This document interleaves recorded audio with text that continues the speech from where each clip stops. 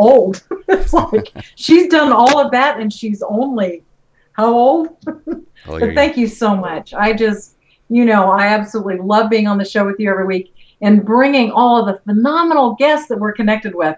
And like you said, the guest that we have on tonight is coming back to share with us again. But before I turn it back over to you to introduce her, I want to talk about you a little bit, Brian. Brian has been a software engineer for over 24 years. His expertise in that industry transforms into the things that you see around us, putting the show together, all of the graphics, the HTML, blah, blah, blah, blah, coding, all that stuff that he talks to me about. Actually, I'm kind of sloughing it off a little bit. I am picking it up to some degree. So, but that's his bailiwick, and he is absolutely phenomenal at it, as you can tell. The other thing that Brian mentioned was the fact that he is a speaker. He is an author working on a book, have been writing some articles and putting some things together. In addition to that, he also is very into a lot of social media, LinkedIn, Twitter, Facebook, Google Buzz, some of the really cool things that are out there. And that's part of some of the programs that he has put together that we have within our celebrity creators. Brian also co-owned a travel-based MLM for 6.5 years, so he has MLM experience as well. I could go on and on and on, but I want to turn it back over to you, Brian, so that we can get our phenomenal guest on the show and bring her to everybody tonight. And thank you so much for being my friend, too, because I just love being on here with you. Oh, absolutely. It's wonderful to be able to have a business partner who's also your friend. I got to tell everybody out there, if you have that ability, do it. A lot of people say don't go into business with your friends or family. There's an exception. There are exceptions to that rule. Anyway, let's move on to our guest. We have one of those on our show coming up. She's a repeat guest, as we mentioned earlier. Her bio reads a bit long, but it's worth every word. And we've been told at times that we should reduce that a little bit. We don't think so. We think that this really sets the table so you understand more of who you are about to listen to tonight and learn from. So with that, our guest is Laura Fenimore. She is a passionate advocate for personal development and a shining example of how one can transform their life. She is a body image master, a transformational leader, a successful entrepreneur, a life coach, a certified professional coactive coach, say that 3 times fast, a speaker, and a consultant. Laura works specifically with women around weight loss and body esteem issues by drawing from her own personal experiences. Her work is about turning people's pain into power and supporting them to have a relationship with their body that they always dreamed of and never believing it was possible for themselves. Laura has worked with author Jack Canfield, the creator of Chicken Soup for the Soul, and she has also worked with the teacher of transformational wisdom, internationally acclaimed speaker and author, Marianne Williamson. And if you go to her website later, you'll see that she's also connected with other people, which it floored me. She's got some good company. To assist others in attaining their lifelong goals, Laura founded Body Image Mastery, LLC, which specializes in helping people who want to transform their bodies through lifestyle changing from the inside out. Through her workshops, teleseminars, speaking engagements, and writing, Laura has helped thousands of people make positive changes in their lives, as well as create more balance overall. Laura's recent focus has been to support people in having a healthy, balanced relationship with their bodies. She teaches people that what they say to their body, how they nurture it, and what they feed it has a huge impact on their physical, mental, emotional, and spiritual well-being. In addition to Laura's 12-week course, Body Image Mastery, Laura offers her clients a community called One Pinky, which we'll be touching on tonight. One Pinky is a relationship-oriented community and leadership-based solution to the problem of obesity and body image disorders. I think that does a good job of opening up the table and bringing on our wonderful guest, Laura Fenimore. How are you doing this evening, Laura? I'm better than great, and I just loved you guys introducing each other because just everybody out there that's watching and listening, I have to tell you, Brian and Kathy are wonderful people, just so wonderful, and it's just straight from the heart. It's so genuine and sincere. What you see is what you get. You are just so sweet. That we just love the stuffing out of you too. We really get to know you well before your appearance with us back. I think it was in November last year. And we had a conversation after that show, and we were talking about how cool it would be to bring you back in February. I mean, the month of love, and it's all about body and just all of these really neat things. And the other part of it was the fact that you were putting together a new site and some new stuff, and it looks absolutely fabulous. Thank you. Thank you. Thank you. I really appreciate it. You know, it's really fun. Tonight, we're going to be talking about loving your body for good. You know, I kind of let that roll off my mind onto my mouth, and I'm like, loving your body for good. How exciting is that? Because oftentimes we don't. And then the other part of it was why diets are out and healthy body images in. And that is so important. I mean, I got to tell you, Laura, I was standing in line the other day at the grocery store, and right now what I'm seeing, all of these girls in bikinis, and I'm thinking, oh my gosh, I have got some major work to do before the summer comes. So, but it's everywhere you look, right? So what I want to do, first of all, is ask you, how did you get in the business that you're in, number one? And then what is a body image mastery coach and mentor? Great. I'm honored to be here. I am going to get to those questions, but I always have to say that I'd like to ground the space with a prayer. So if that works for you, that works for me. That works for us. Okay. Good. Good, good, good. And it's called the Prayer for Self-Love. Today, I accept myself just the way I am. Today, I accept my mind the way it is. Today, I accept my body just the way it is. Today, the love I have for myself is so strong, I embrace all that is me. My self-love increases, blessing me and everyone I meet. Self-love transforms my life from fear to joy. Today, I share time with others and easily forgive any injustice I feel in my body and in my mind. Today, all of my relationships are based on respect, love, and joy. Today, I allow divine wisdom in me to direct all of my thoughts, words, and deeds. And I allow divine love to give me the peace and joy that is my birthright. Today, I remember I am one with my Creator and with all my life. Today, I give thanks for who I am and who I am becoming.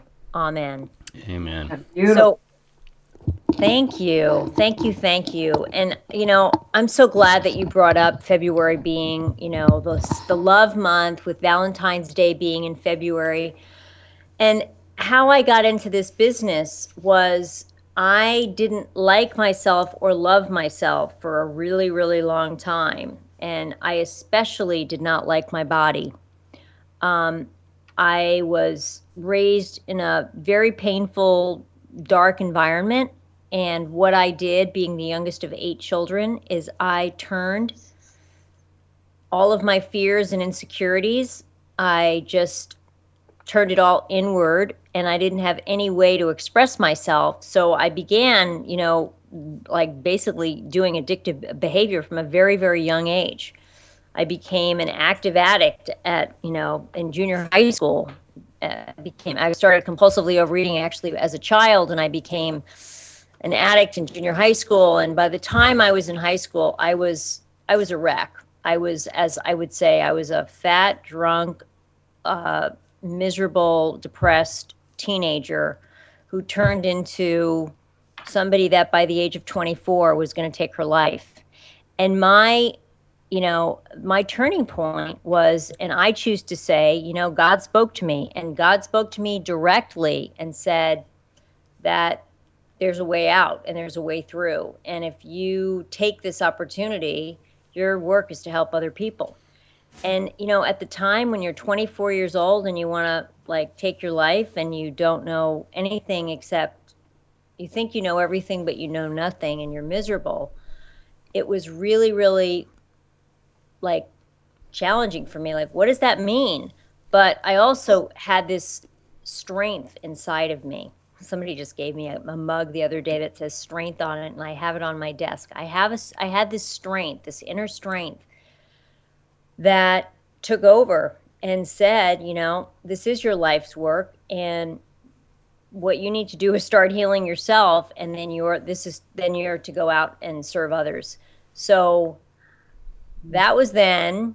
And, you know, I've been on this journey of self-discovery, and about 8 years ago or more, I became a certified coach, and then I became a mentor. And I started mentoring women around the country, and then it grew to around the world. So coaching and mentoring are very similar, but I am a certified life coach, and it's about supporting people. I always say seeing who they are, not who they think they are, because that voice that you were describing today in the supermarket, Kath, like, oh, the bikinis, I don't look like that, I want to look like that, that voice, that's what I call the voice of unreason. And we have that voice, but our job is to make sure that voice is quiet, not loud. And that's what I help people do, to quiet the voice. Beautiful. Yeah. I was busily scribbling notes during that whole thing. That, you know, and you talk about how we perceive ourselves. You know, when people ask me stuff like that, when guys are talking, you know, I just say, I got 6-pack abs, and they look at me and it's like, yeah, right. I said, well, I do.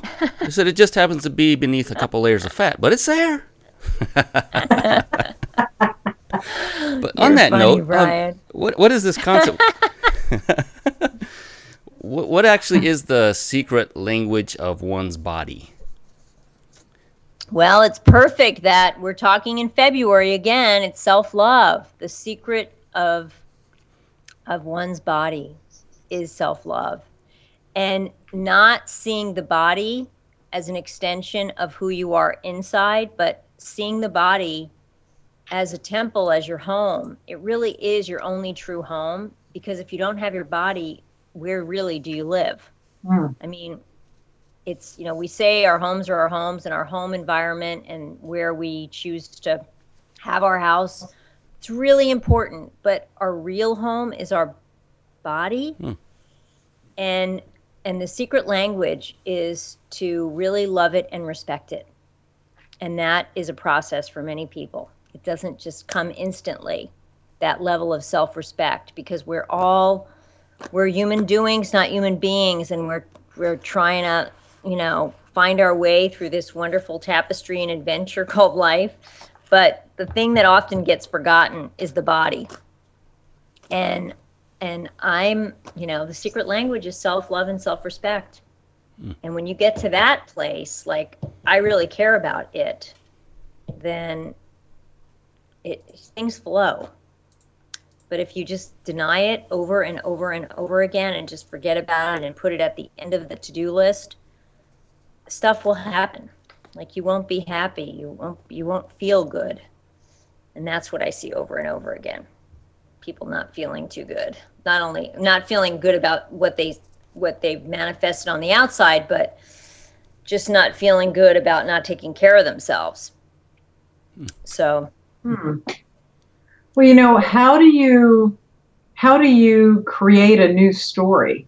You know, it's like how do you create a new story and go through that process and start healing yourself so that you approach and look at your body in a different way? Great question. So I think that the first thing to do is to recognize that you actually have a story.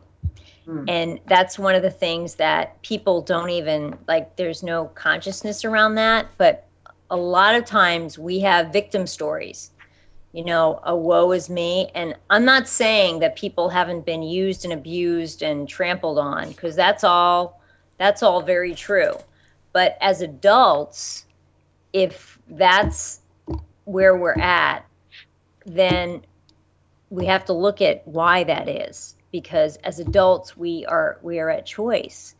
And so if we had a really horrible childhood, like I did, for many, many years, I used that childhood as an excuse to stay miserable. It's like, you know, I was living my life in the story of pity and, you know, like, woe is me, and I had a horrible childhood, so please feel sorry for me, and there's no one that can help me, and all those stories that were running in my mind that were like creating truth and beliefs for me that weren't true.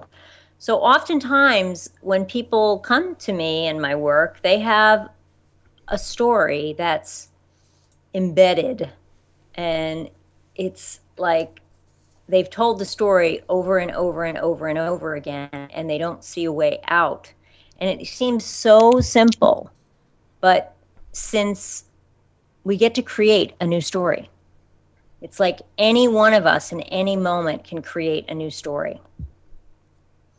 So it just takes practice, and it takes healing from the old story, which takes some time, and creating a new story. You get to create a story from this moment on.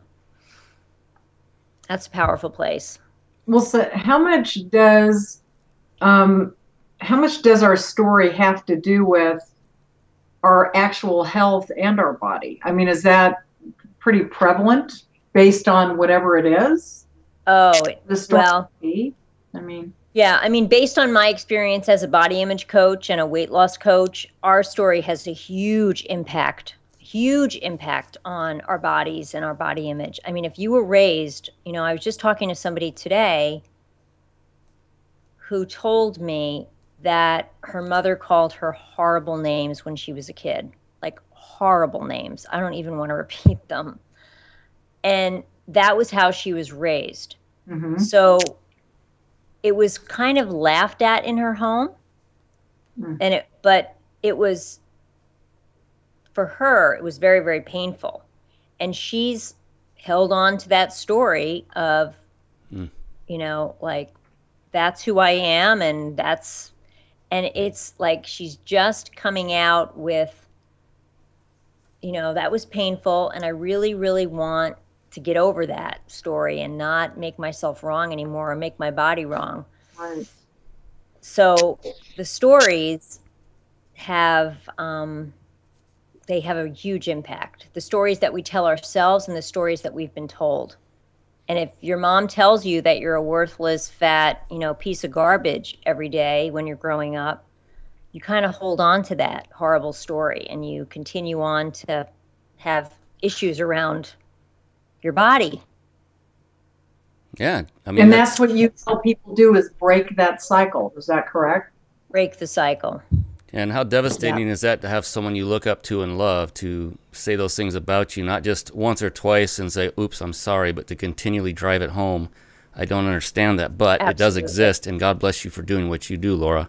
And on that note, real quick, I always wait too long into the show for this. If you viewers who are watching right now, you can see a picture of Laura right above us, and don't do this right now, but you can click right on her nose, right there, the still image, not the one moving right here with us, but the still image, and that will take you to her Facebook page. So be sure to connect with Laura there. In addition to that, she has a glorious redone website. I've been to it recently. It is gorgeous, Laura. Great work with that. Right beneath us, One Pinky. Be sure to click on that, not now, but after the show. And if you're watching this as a recording, you can pause the recording, click on it, and it will open a different window, but not now on the live show. So definitely connect with Laura, find out more about her. In fact, on the One Pinky site, be sure to opt in. Put in your name and email address. It's free, and you'll be part of her community just by simply putting in that little bit of information and hitting the submit key. Laura, you have written, and I quote, "When you hold responsibility for your image, you gain control of your body," end quote. What do you mean by that exactly? Yeah, that's really good. So there's this thing about women being people pleasers and overly responsible, and we tend to be that way. But we also, you know what, do me a favor, Brian. Read that quote one more time. Sure. So when you hold responsibility for your image, you gain control of your body. You can gain, yeah. So again, it goes back to the victim story. So when you gain control of taking responsibility for your own life, it's like all of that darkness might have happened in the past, and maybe you've been, you know, overusing and abusing your body and neglecting your body, but you have the power at this point to take responsibility and look at people, places, and things that you are surrounded with now and move forward. that will give you control in your life. And, you know, control is one of those funny words. It's sort of like responsibility. Yeah. We tend to be over responsible, but what we really want to be is responsible in a balanced, healthy way. And it's like, and that's like taking control. I was just saying to one of my clients this morning that women are very resistant to writing their food down. It's like, I don't want to write my food down. I mean, that is like the last thing in the world I want to do. And it just feels like a diet, and it feels like and I, you know, want to move people away from a diet mentality, Brian and Kathy, but sometimes it's important to grasp onto a little bit of control where you're trying to make changes. And writing your food down is not to torture you, or, you know, it's to actually be able to plan and control it, so that when you're out of control, you need to like step in and scale it back and get a little bit more in control. Does that make sense, you guys? Yeah. It does. Actually, it does. Yeah. It does make sense. I think that it probably, I'm gonna throw it out there, would put it at the forefront of your mind so that you're cognizant of it, so that it's not just out there, and maybe it becomes more real if you write it. You know, Yeah. I'm not sure if that's what the thought is behind there, but it would seem to me that by writing whatever it is certainly going to resonate better than to just try to think about it. Because if you're thinking about it, you're going to shut it off. And if you physically or visibly see it, you're going to run it through and maybe confront it and recognize it. Well, it kind of goes back to taking that responsibility. I'm taking responsibility. You know, oftentimes it's like, I can't do it because of my work schedule, or because of this, or because of that. And if I take my power back and take responsibility for myself, then I can do anything. And including writing your food down is a way, just temporarily, to be conscious of what you're doing. You know, it's like, it's a way to be in the moment. It's a way to control your eating, even just one little day at a time, just one day of looking at, what am I eating today? Versus just leaving it to, you know, whatever, and then blowing it and feeling bad about yourself at the end of the day. Well, there's certainly no magic pill, but what I want to know is, how do you help women take full responsibility for herself and for her life, when so much of her pain and anguish feels like something that happened from outside of herself that she doesn't have any control of? Like the gal that you were talking about. I mean, her mother doing what she was doing and saying what she was saying to her were circumstances beyond her control. Yeah. Well, I always say there's way more love on this planet than there is pain or fear. But a lot of us came from experiences that were less than optimal. And it's our job as adults at this point to look back, but not stay back. Mm-hmm. And we have to take responsibility and take power back over what happened. You know, it's like, that's over now. We need to move forward. But the world, even though loving place, I think that there's a lot of fear that goes on, and a lot of stuff that's being thrown at us. I mean, you know, how many messages are we getting on a daily basis? We're all inundated. And depending on who our circle of friends and family, and, you know, even if we're completely sheltered with love, there's still the outside world that's constantly bombarding us with negative images, negative stuff, blah, blah, blah. So our job is to be present with ourselves. And it's like, what do you need for yourself? And that's not coming from a place of selfishness. That's coming from a place of self-love. So, if fear's being, thrown at you from every which way but loose, or people are judging how you look, or people are telling you you're not doing it fast enough or not doing it good enough, you have to ask yourself, is that true? Is that true for me? Or is that just the external? And if it's the external, then you need to just come up with some tools to zone that out. I suggested to one of my pinkies today that she just put that Wonder Woman armor on and just deflect all that stuff, all that fear that's coming from her. I'm like, put that metal cloak on that Wonder Woman wore and just, be like Teflon, let it slide off. Yeah, I like that, Kath. That's good. But we have to have our Wonder Woman shield because there's a lot of stuff coming at us every day that's really challenging. And this particular woman was saying it's really hard for me to stay centered when I'm around my family and when I'm around some of my girlfriends because they're always being negative or being gossipy and I'm like, well, there are always going to be people in our lives. Our job is to learn how to be with that if we want them in our lives. And not run to the food or not make ourselves wrong for it or not. So that's about taking responsibility, regardless of what the external stimuli is. Awesome. Excellent. That certainly drove the point home, I think. That was great. Yeah. And Thank you. I wanted to take a moment, and I was just sitting here thinking about a lot of things, and I definitely was listening and hanging on to every word. We've gone over things like responsibility, secret language of one's body. There have been, create your own news story. And, we are a show for entrepreneurs, by entrepreneurs. And folks out there watching might be going, well, what's this have to do with my business? Trust me, it's coming. And this is a business-related discussion that we are having here. But I just wanted to say, hold on. Don't touch that dial, as they used to say. It's coming, and Laura's going to provide us the wonderful answers on how this all ties in. I got a really good one, I think. And usually it's Kathy that's really got a good one because she always comes up with these fantastic questions for the shows. So I'm going to give her the kudos for this because I don't write the questions. She does an awesome job. But what would you say is the most difficult when people are trying to lose weight? What is the biggest hurdle they have to overcome?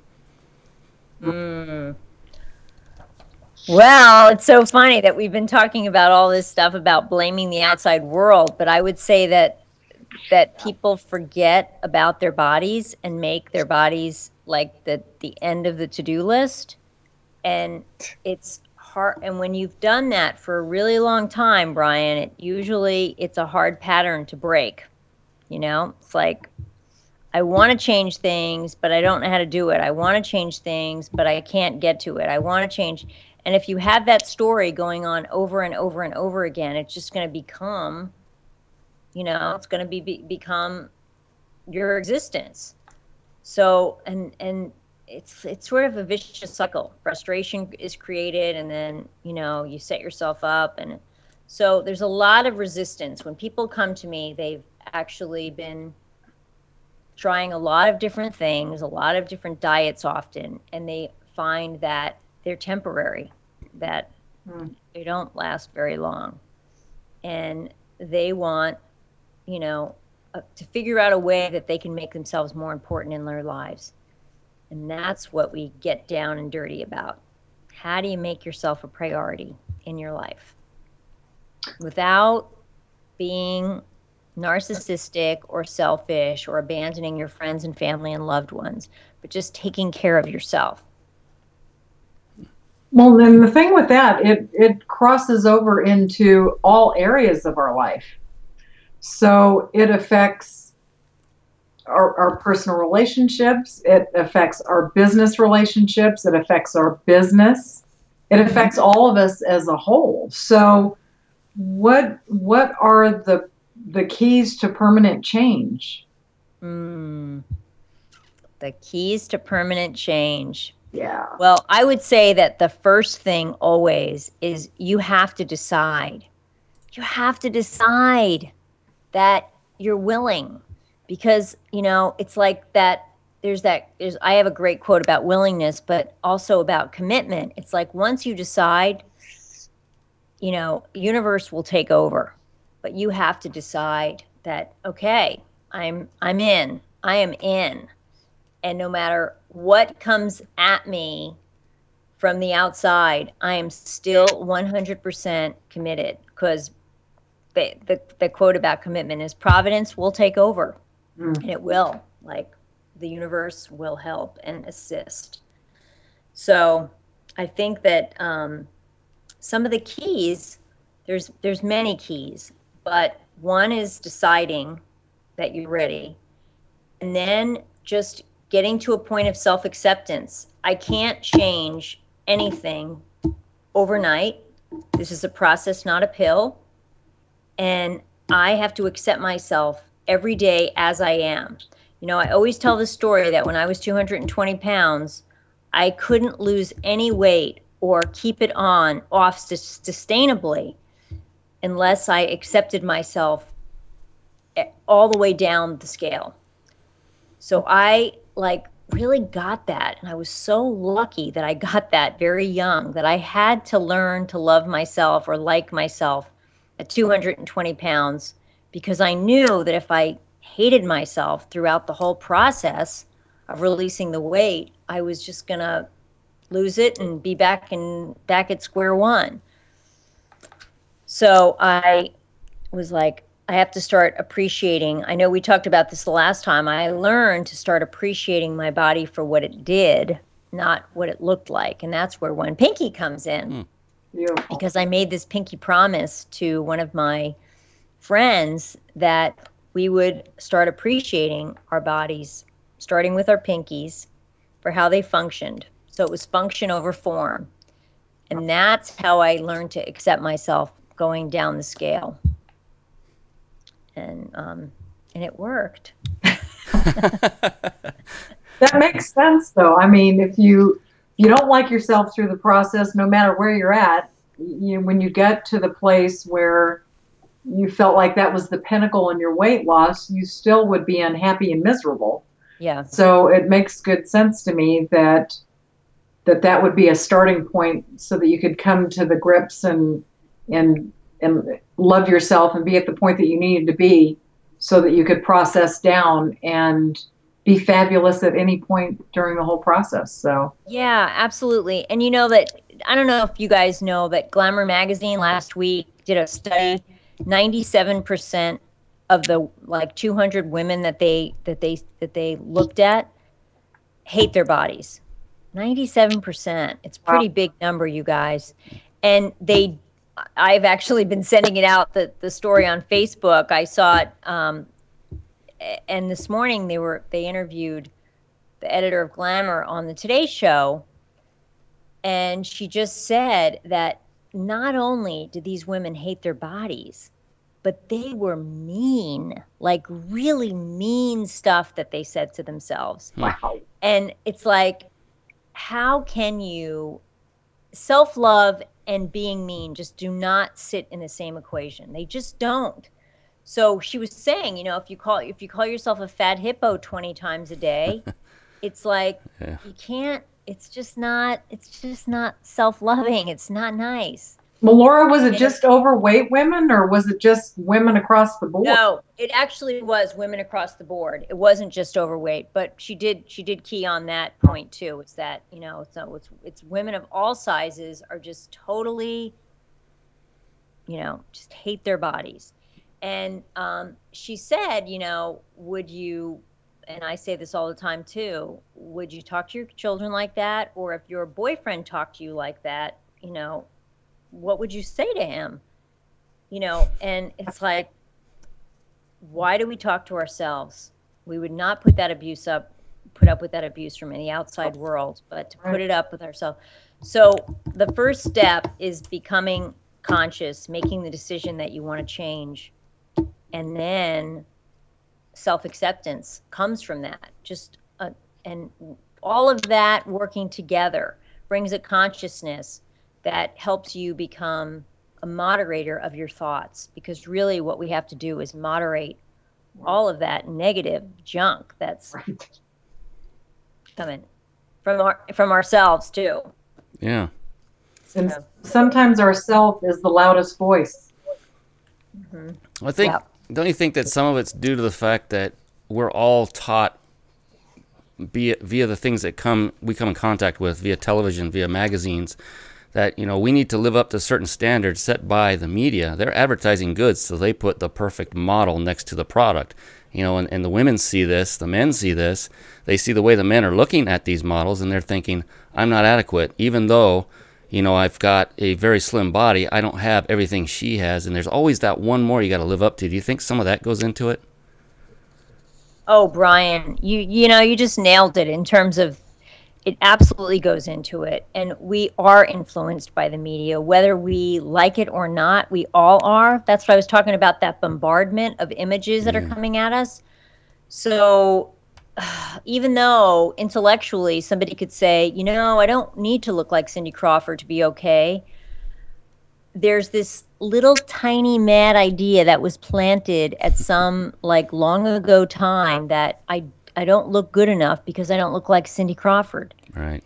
And it's like, it comes out in the form of, I'm never going to look good enough. Right. You know, I'm never going to look good enough. I'm never going to look good enough. And it's really unfortunate. In fact, I was just talking to somebody this morning about how I can really notice, like, now that how ads affect me, and I have to really be conscious of that and how they affect me either negatively or positively, but they have an impact. And yes, they have a huge impact. And that's one of the funny things. It's like Glamour magazine is doing this study on women and body image, and Glamour magazine has been nailed many, many times for like, but you're the ones that produce the images that are perfect. And women don't really look like this. Who are you to like bring this up? And they're slowly, because I actually went to Manhattan a couple of years ago and met with the editor of Glamour. She was fantastic. And she said we are slowly, and they are very slowly, starting to make images of normal sized women. There are more ads in Oprah magazine and other magazine with normal women. And the Dove campaign that happened years ago for self-esteem was really helped with that. Right. Oh, good for them. But it's a yeah. It's kind of like the tobacco companies that are trying to sell smoking cessation programs. It's so funny. Yeah. But it's Laura, absolutely true. Laura, you mentioned you were a compulsive overeater back in your youth, and that went on up till at least through the age of 24. And if anyone can answer this better than you, I don't know who could. But it's been a while since then, and you have not only taken the weight off, but you've kept it off. What is real permanent weight loss? So I just want to say that I don't believe that thin is well and fat is unhealthy or bad, because this isn't about being skinny. That's not what my work is about at all. In fact, but for me, the behaviors and the habits that went into my compulsive overeating were really damaging, really self-damaging, and they were really damaging to my body. So for me, this permanent weight release has been a process of learning to love my body and to take care of it in a way that's just supreme. And that's what I do today. And I'll tell you what, I was just telling one of my students before this call about, there's a really hard class that I take at my gym on Tuesdays, like really hard. And the older I get, the less I want to do this class. And I'm telling you, it is just like when the class is over, I'm like, oh God, I have to start like praying for the courage for next Tuesday.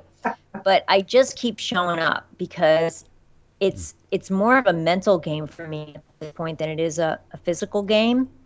Because the resistance, my mind is like, oh, so tough about, oh, you don't really want to do this. And the class is at 6 o'clock. It's early, 6 a.m.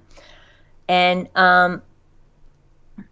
but I it's not like it's a loving act. It's not like I force myself, but it's a principled push that it goes back to that word strength, that I have that inner strength that kind of forces me through. And I think that any of us and all of us have that strength.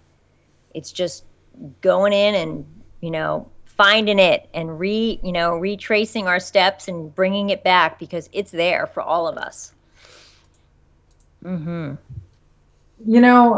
We've been talking a lot about women because that's what you do. But Brian was kind of in jest talking about his six-pack abs, telling the guys that he does, but it was hidden. But, I just want to interject this as well, because a lot of men, I was talking about standing in line at the grocery store, same thing. I mean, you always see all these studly dudes, they're all ripped and all that. I think men have body image issues sometimes as much as women do. They just hide it different, and guys aren't going to sit around and talk about, hey, you know what, I'm feeling kind of flabby today, or this isn't in the right spot. You know what I'm saying? Guys just don't do that because they're guys. But with that being said, and we know that one pinky is geared towards women, but I just wanted to do a shout out for the guys, because there's something out there for you too. But this kind of information, even that Laura's sharing, can be ingested and digested by you too, to look at kind of working through some of the issues that might be affecting you with body image. Can I jump in here? Oh, please. I actually have coached men privately for years, and absolutely, positively, men have body image issues and weight issues, and the expectation isn't the same for men as far as what they should look like, or there's that different myth that's out there about men can get away with it, women can't, which is just a silly myth. But men do care about what they look like. Sure. And I think it's become even more prevalent with Brad Pitt and Johnny Depp leading the road. It's like there is becoming more of an expectation of what they should look like and who they should look like. And so, God bless men. And yes, I have a lot of compassion and sympathy for them having been plagued by this thing. That's just ridiculous. But that's awesome. So, is that you take on male clients even now? Oh, absolutely. Oh, yeah. I don't advertise it, but many of the women that have worked with me have said, can I send my husband or my friend or my boyfriend? Or, yeah, absolutely. Well, you have one pinky for the women. You could do a spinoff because, men like to thumb wrestle. You could have onethumb.com. I like that. Here, I like it. That was a good one. That's good. That's really good. No, but seriously. How can your wonderful One Pinky program help women with their business? That's good. So one of the things that I hear a lot, Kathy and Brian, is I'm really tired, I'm really exhausted, and I have no energy. And I am going through the motions, but I was just Tuesday's a big client day for me. So I was just talking to one of my clients today, and she's like, I can barely get out of, it's a new client, I can barely get up to go to work. And it has a huge impact because energy is really important. And if you don't feel good about yourself, it really is draining you of internal energy. But, when you're exhausted all the time, it's kind of hard to function at work. And I'm talking, like people are really like out of energy, can't get through the day. So, we kind of make fun of the Jack LaLannes and the Richard Simmons of the world. Maybe they have too much energy, speaking of men with a lot of energy, or even the, trying to think of Jane Fonda, a woman fitness person. But they're kind of put down for being too peppy. But there's a gray area. There's a happy medium. And when you are showing up for work every day, feeling exhausted because you're not sleeping enough, or you're not taking care of yourself, you're not eating the proper nutrition, you're, giving yourself tons of negative self-talk, you're showing up for work out of energy, and I'm saying showing up for work, even if it's in your own office, all the people that are listening are entrepreneurs. If you're exhausted and not motivated, it does impact your bottom line. Yeah, sure. Absolutely. So, yeah. So we want to try to move into the self-love and self-care area so that, you can feel better about yourself and better about, have more energy so that you feel motivated to want to call people or do whatever you need to do at your job. But it's a common theme that I hear from people. It's like, I have no energy. I don't feel good about going to work. I don't feel good about doing my work. And body image, I mean, because I feel so bad about myself. Yeah. If you feel bad about yourself, it's hard to be a top performer. And that's absolutely true. Did you ever notice? It has direct impact on our performance, on our productivity each and every day, not just our physical health, but our mental health, as you're talking about, like what you think about every day. It does drain you from an energy standpoint if you're thinking about bad things all the time, especially if they're about you. Yeah. What could be more debilitating energy-wise than self-negative thoughts, in addition to, and that will keep you and curb you from doing anything about your body and improving that. So it's this cycle, right? So you could have mental and physical. Once you get those two in alignment, then you're on your way. Then you could start becoming much more productive, sleep better, everything. The worries go away. It's interesting all this is coming up now because Kathy and I are both trying to get back in shape physically. And, with that, it truly does go with it mentally because I'm being coached by someone named Marianne Amen who does the mental side from a Christian perspective, and it's fantastic. Oh, I love it. I'm experiencing a lot of what you're talking about, Laura, from the point of productivity, energy, all of that. When you said exhaustion, Kathy and I looked at each other and go, that's us. Yeah. But it's turning around now, so definitely you're talking right down our path there. Absolutely. So proud of you both. So you appreciated my example of getting up, the 5 o'clock alarm going off on Tuesday mornings, and I'm like, no. And you just say, you know what? Just do it anyway. It's hard. Hey, it's really hard. And you say, only roaches should be up at this hour. It's still dark. I wanted to ask you, we're talking about... It really has nothing... Oh, I'm sorry, go ahead. Oh, I was going to say it has nothing to do with the body because the body will follow the mind. It's all about the mind. Very good. And if you say to yourself, I'm going no matter what, I'm going no matter what, the body will follow you. Just get out of the bed. This morning I talked myself through it. I'm going to put my 2 feet on the floor and my body will follow me. Really, I have to talk to myself. Just little conversations.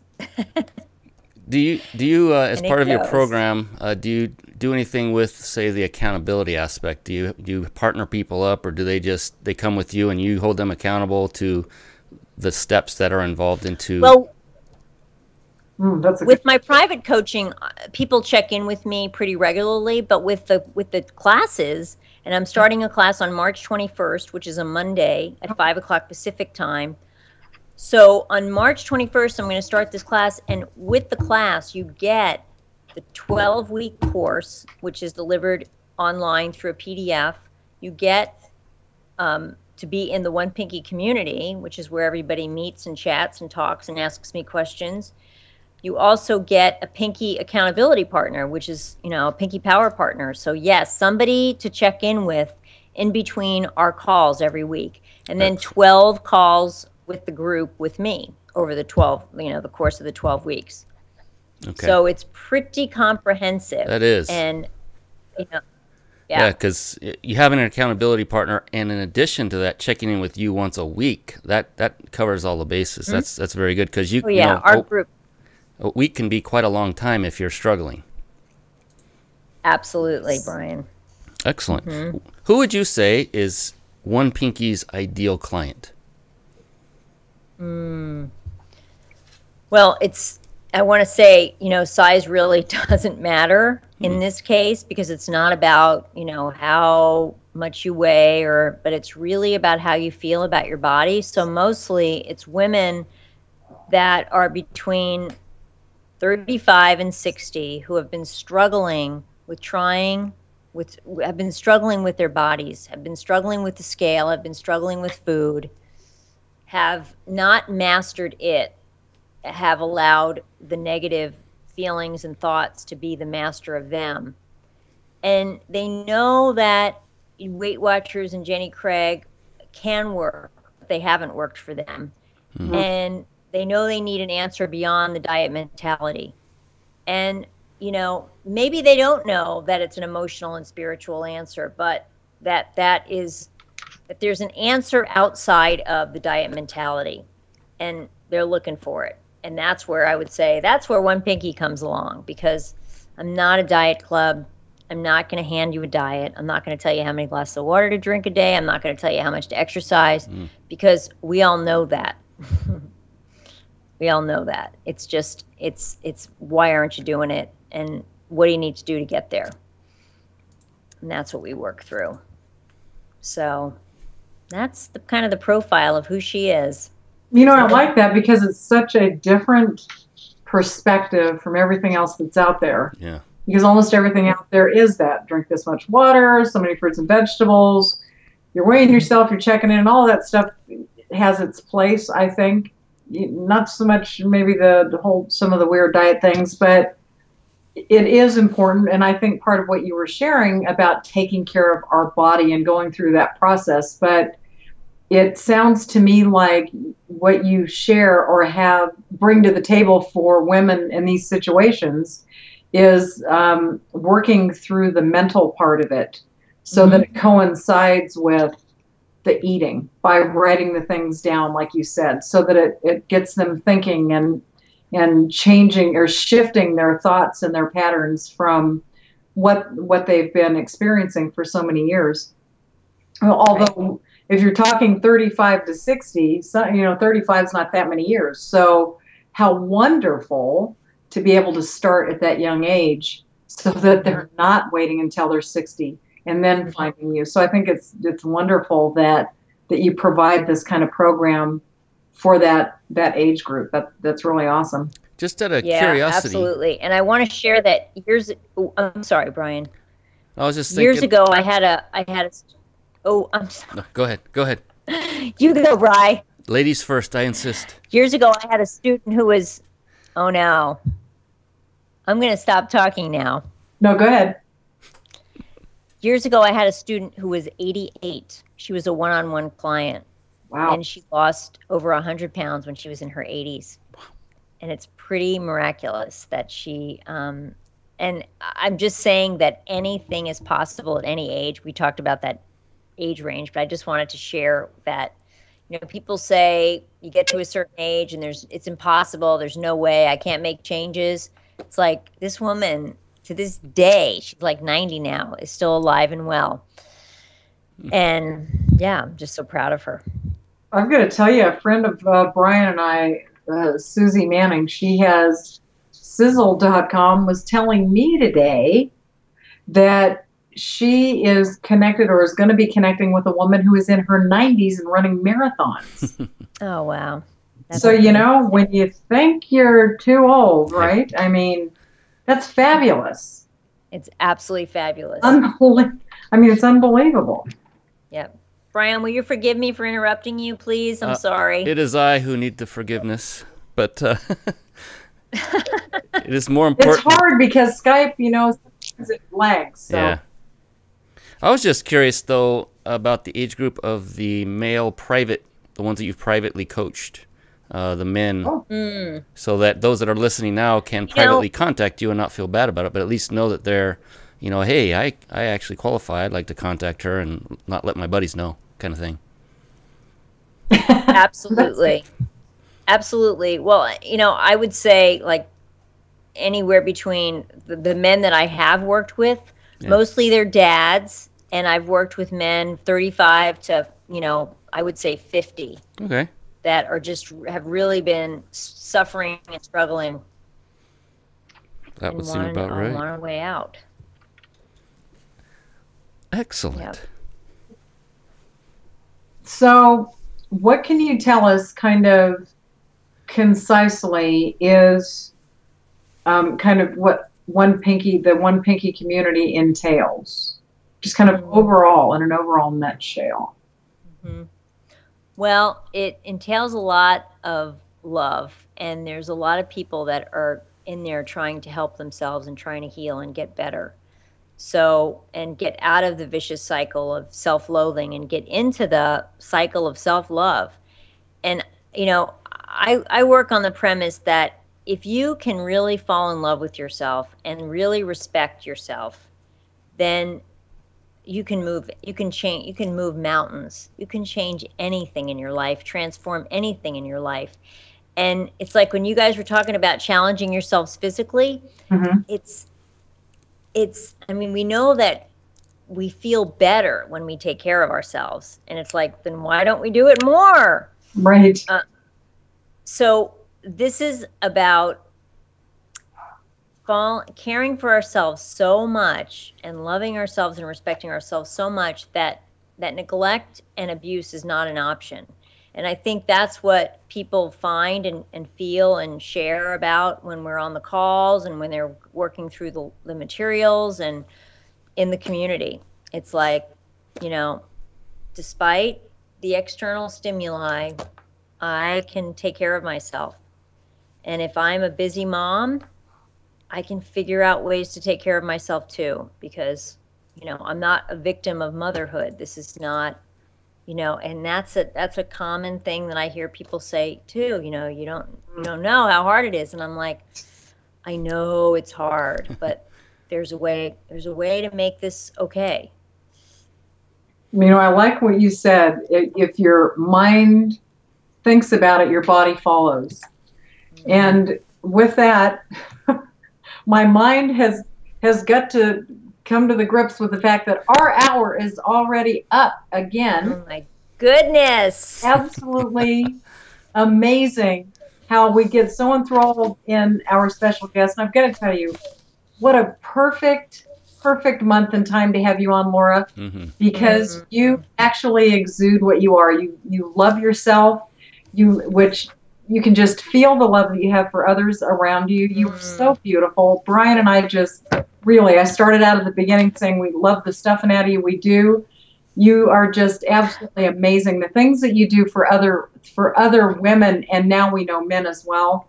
Just you know that you put yourself out there and share yourself and pull all of these women together in a place that they can have accountability with each other and have one-on-one mentoring with you. Again, your One Pinky site, your new site is absolutely beautiful. Like Brian had alluded to earlier, it's amazing. Thank you so much from the bottom of my heart for coming on again and spending your time with us and sharing with our viewers. And I just want to say to Brian, thanks, Brian, again, for all of the wonderful things that you do in putting our show together. I enjoy immensely spending the time with you as well, and I'm going to turn it back over to you. And thank you, Kathy. You guys are my the best. goodness, as I always say, this show would not go on without you, the glue that holds this show together. We're going to have to bottle it and put like Stover glue or something on it and sell it because, you know, it's very effective. But on a serious note, you know, we're talking to Laura Fenimore. We're closing up the show. She has taken something out of her personal experience, something nearly tragic, and she has transformed it into something beautiful. She has done something with her life that something that God took her through that she allowed for him to use and transform into something beautiful to help lots and lots of women and men to overcome many things. We're not just talking about weight here, as you can tell through the show. So I want to say to you, Laura, God bless you for what you do, and thank you for coming on our show tonight and being a part of the Celebrity Creators. We really appreciate it. And with that, ladies and gentlemen, thank you for watching the show live, and those of you watching recorded as well. We know that not everybody can make it live. We would like to say good night, and we'll see you again next week. All right. Bye-bye now. Good night. Good night. Thank you.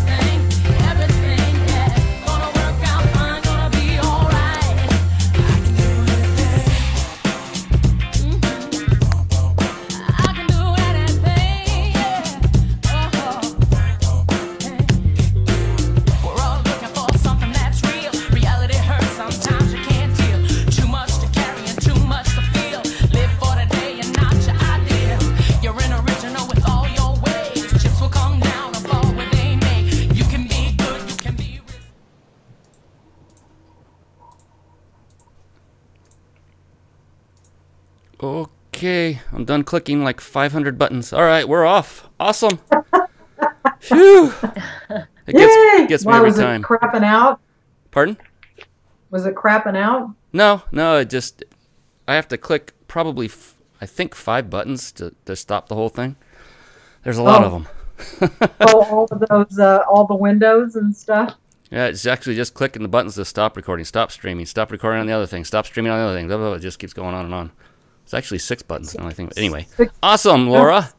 So I'm not saying this just to make you guys feel good. I am not kidding you guys. You guys are so good at what you do. You really do know what you're doing in terms of how you like bring everything in and like you're listening to what I say and you bring it into the conversation. It's really it's brilliant because I've been interviewed by people that aren't even listening to me. So thank you so much for your great work. Wow, thank you. Mm-hmm.